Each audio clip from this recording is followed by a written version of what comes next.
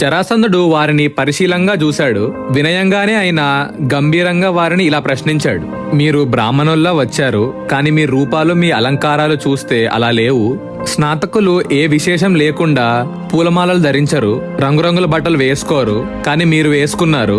మీ భుజాలు బలిష్టమైన బ్రాహ్మణుల భుజాల్లా లేవు. ఎప్పుడూ వ్యాయామాలతో కండలు తిరిగిన కఠినమైన క్షత్రియుల భుజాల్లా ఉన్నాయి. బాణప్రయోగం శిక్షణలో నిత్యం లాగి వదిలిన నారి దెబ్బలకు మీ చేతులు కాయలు కాచి ఉన్నాయి. మీ తేజస్సు బ్రాహ్మణుల తేజస్సులా లేదు, ఉగ్రమైన క్షత్రియుల తేజస్సులా ఉంది. నిజం చెప్పండి, మీరెవరు అని అడిగాడు. మీరు చైత్రపర్వత శిఖరం పడగొట్టారు, అక్కడున్న అందమైన బేరీలు పగలగొట్టారు.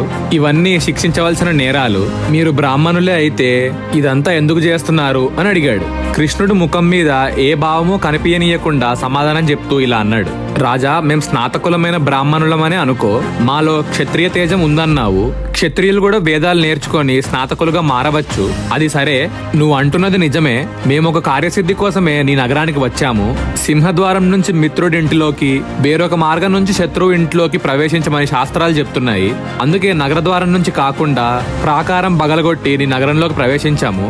శత్రువు నగరంలో ప్రవర్తించవలసినట్టు ప్రవర్తించాము.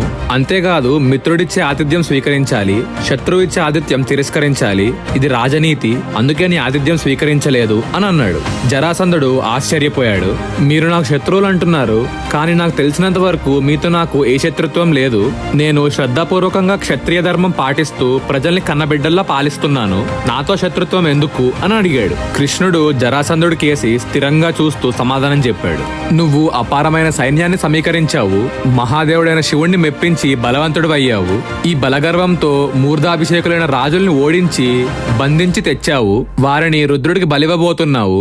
నరబలి సర్వదా నిషిద్ధం, అది అధర్మం. అయినా నువ్వు అధర్మం చేయబోతున్నావు.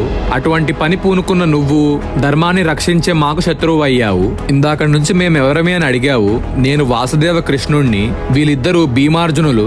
రాజా, నిన్ను మాతో యుద్ధానికి ఆహ్వానిస్తున్నాము. చేతనైతే స్థిరంగా నిలిచి మాతో యుద్ధం చెయ్యి.